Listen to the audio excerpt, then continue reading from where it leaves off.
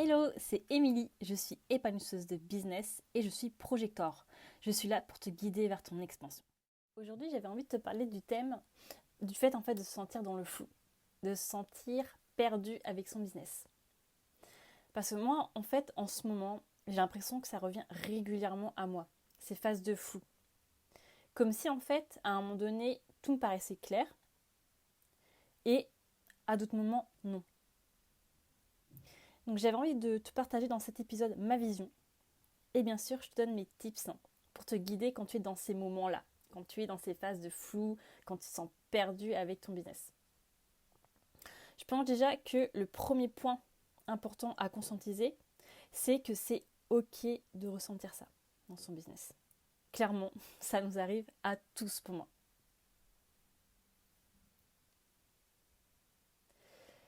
Et tu vois, effectivement, il y a sûrement une partie de moi qui doute d'elle, qui doute de ses choix dans ces moments-là.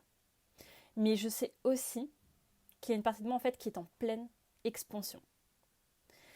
Et cette expansion, justement, peut créer ces vagues-là, peut créer ce sentiment de doute, de flottement.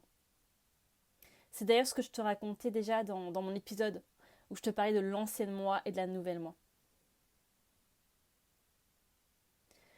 Car oui, tu vois, en ce moment, ma vision, ma vérité évolue. Qui je suis évolue. Donc forcément, ça impacte directement mon business. Et je sais que moi, ça va faire à peu près 6 mois où je suis vraiment dans une forte phase, on va dire, de recalibrage.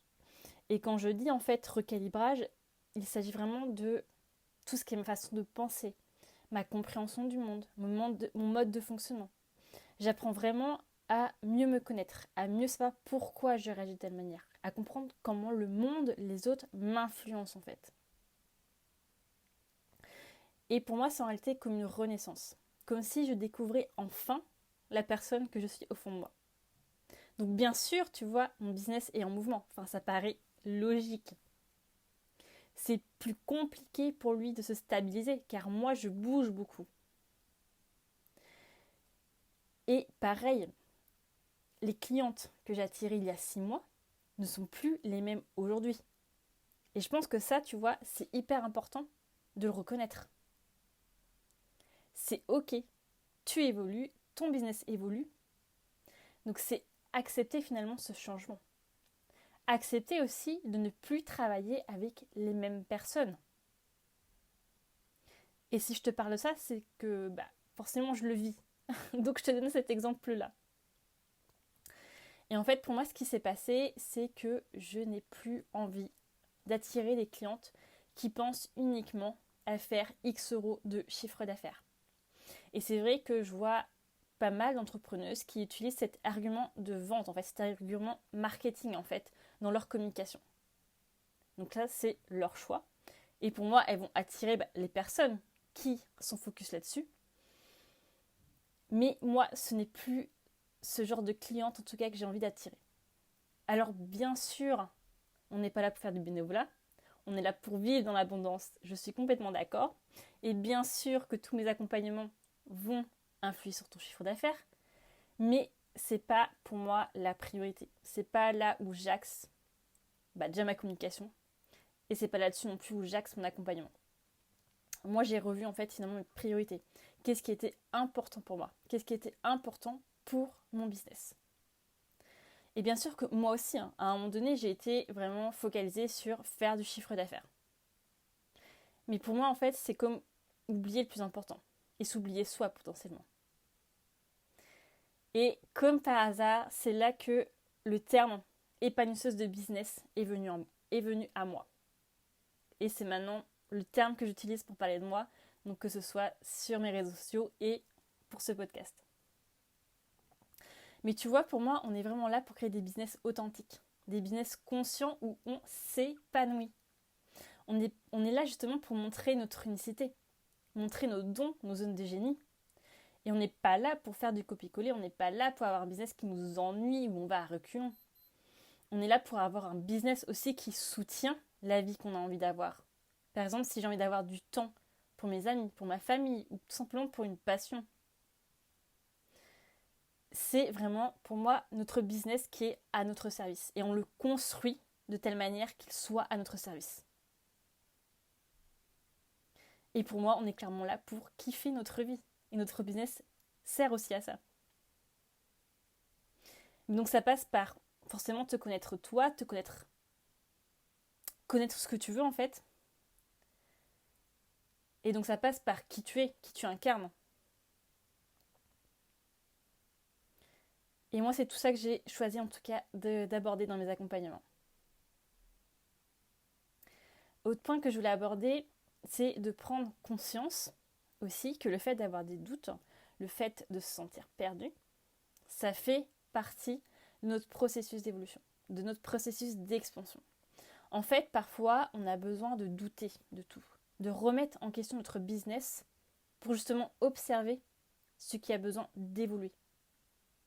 Alors peut-être que ce sera, tu vois, un détail que tu as besoin de voir, de comprendre. Mais c'est le détail qui fera toute la différence. Peut-être aussi que ce sera plus au niveau énergétique, qui tu incarnes, comme une posture à adopter.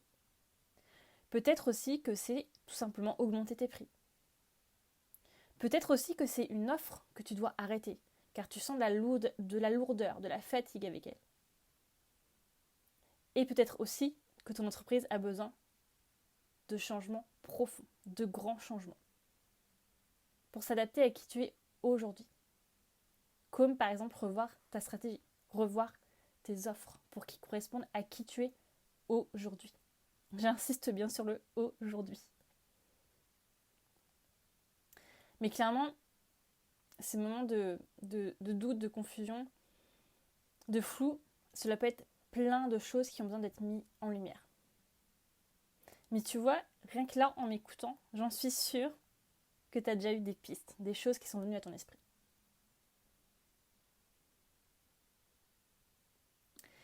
Et aussi, je voulais te parler d'une chose qui est liée donc, au Human Design, c'est qu'en fait, tu peux sentir ces doutes, ces confusions, plus fortement en fait quand tu le captes de l'extérieur. Donc soit quand tu le captes d'une personne, soit quand tu le captes des transits planétaires. Et devine quoi, la semaine dernière, il y a la porte 63 qui était active. Et en fait, la porte 63, elle représente les doutes liés à l'avenir. Donc si tu es comme moi avec la tête non définie dans ton design et que tu n'as pas cette porte active, tu as pu clairement la ressentir. Moi, en tout cas, je l'ai bien ressenti. Surtout vendredi, les doutes étaient mais clairement on fire pour moi. Et tu vois, c'est ok en fait. C'est vraiment accueillir cette phase et aussi laisser passer les choses. Il y a en tout cas, tu vois, une information ou des informations qui ont besoin d'émerger, de venir à toi. Et oui, ces moments-là ne sont pas forcément très sympas à vivre. Mais au final, c'est pour ton plus grand bien en fait. C'est pour intégrer de la fluidité, intégrer de la légèreté dans ton business. Et ce qui fera la différence, c'est comment tu choisis de le vivre en fait. Et justement, je vais te donner moi mes tips. Que faire dans cette situation? Donc déjà, premier point, pour moi la base, c'est vraiment accueillir ces moments-là. Accepter la situation. Et ne pas te juger.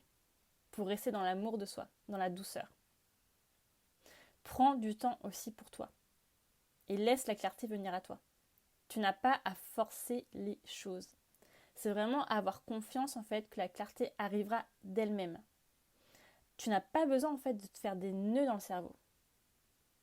Ou de vouloir absolument trouver une réponse là, maintenant, tout de suite. Tout arrivera au bon moment. Et garde en tête aussi que plus tu mets tes focus sur ces doutes, ces questions, le fait de te sentir perdu, plus tu vas leur donner du poids en fait. Plus tu amplifies ce sentiment-là. Donc à un moment donné, c'est vraiment te détacher de ça et te dire c'est une information. La clarté va arriver. Aussi, petit conseil quand même important, enfin je dis petit mais important, c'est éviter de prendre des décisions importantes dans ces moments-là. Attends vraiment d'y voir plus clair. Peut-être aussi que tu vas te sentir démotivé. Et c'est ok.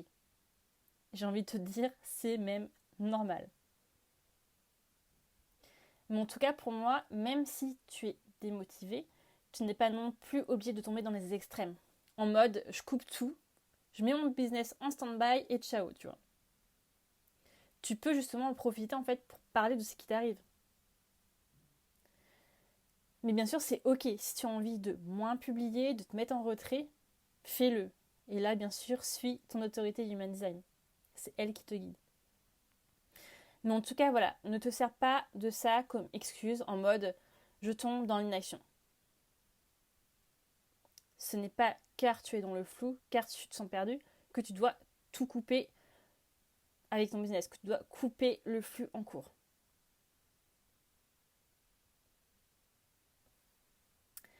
Alors maintenant, je vais te donner quelques conseils concrets de ce que je fais moi pour t'inspirer. Alors, comme je te disais, c'est vraiment prendre du temps pour toi, pour te libérer en fait de cette pression, de l'angoisse en fait que ça peut créer. Et laisse-toi le temps dont tu as besoin. Parce que peut-être que ce flou va durer une journée, peut-être que ça va durer une semaine, peut-être que ce sera un mois. Je ne saurais pas te dire. Mais en tout cas, reviens à toi, reviens dans l'instant présent. Et fais des activités qui te font du bien. Moi, je kiffe tout simplement soit aller me balader à la mer, soit aller en forêt. Ou faire de la méditation quand je peux pas aller dehors. Tu peux aussi danser, dessiner, enfin vraiment, fais ce qui te fait plaisir. Et pour moi, ce qui est important, comme je te disais, c'est être dans l'instant présent et accueillir ton énergie yin, ton énergie féminine, pour justement être dans l'ici et le maintenant, et être dans la douceur. J'aime bien aussi en profiter pour faire par exemple du journaling, sans forcément sans avoir forcément un but précis, mais juste ouvrir le champ des possibles et voir s'il y a des informations qui émergent, qui viennent à moi. Et en général, j'aime bien utiliser aussi mes cartes quand je fais ça, soit mes oracles, mon tarot, ou mon pendule aussi, pour m'apporter de l'information. Et s'il n'y a rien qui vient, c'est ok. Tu peux juste écrire ce qui te vient, ce qui te passe par la tête, sur ce que tu vis actuellement. Aussi, je t'invite à prendre du recul. Quand je dis prendre du recul, c'est pour moi devenir observatrice de la situation, pour pouvoir changer tes perspectives. Et moi, ce que j'aime bien faire, c'est en fait imaginer comme si, hop, je sortais de mon corps, je prends de la hauteur, et je deviens en fait une observatrice neutre, qui voit en fait le potentiel de la situation, qui comprend pourquoi je vis ça. Et ça m'aide à relativiser sur la situation. Et aussi, ça m'aide à m'apporter des solutions. Je suis là aussi en train de rassurer mon mental et lui montrer finalement une autre réalité. Que lui, ce qui vit le côté flou, le côté se sentir perdu. C'est toujours toi qui décides sur quoi tu mets ton focus. Donc comment tu vois les choses. Bien sûr aussi, donc comme j'utilise le Human Design, je t'invite vraiment à faire confiance à ton autorité Human Design et à ta stratégie. Ils sont vraiment là pour te guider et pour prendre soin de toi, prendre soin de ton énergie. Et aussi, tu vois, peut-être que ça peut être le moment en fait de te faire accompagner. Moi, je sais qu'en général, j'utilise la communication quantique pour m'apporter de l'information et créer un mouvement en fait justement avec mon business pour comprendre qu'est-ce que je vis, en quoi cette expérience m'est utile en fait et pour avoir des ressources. Et bien sûr, tu peux prendre un accompagnement avec moi. Si tu te sens appelé à te faire coacher, à prendre justement quelqu'un pour t'apporter un nouveau regard sur la situation, je suis là pour ça. Et c'est clairement mon rôle en tant que projecteur de te guider, de te conseiller et de t'apporter de la clarté. Voilà ce que je voulais te dire aujourd'hui. J'espère que cet épisode t'a plu. Et moi, je te dis à la semaine prochaine et je te fais plein de bisous.